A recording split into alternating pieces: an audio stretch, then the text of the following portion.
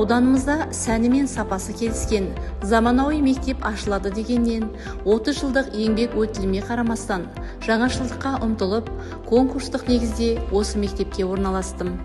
Оқушының сапалы білім алып, жан-жақты дамуына жағдай жасайтын заманауи білім мекенінде робототехника кабинеті, бірнеше зертхана, ауданы 88 шаршы метр болатын хореография залы бар. Сондай-ақ мектептерде бастауыш сыныптары мен орта буын, жоғары сынып оқушыларына бөлек спорт залдары бар. Әр сыныпта интерактивті тақта және мұғалімге арналған компьютер қойылған. Өскелең ұрпақтың заман көшінен қалмай, білім алуына жағдай жасап, ауыл мен қалаға бірдей осындай мектептер салып беріп жатқан еліміздің президенті Қасым-Жомарт Кемелұлы Тоқаевқа зор алғыс білдіреміз.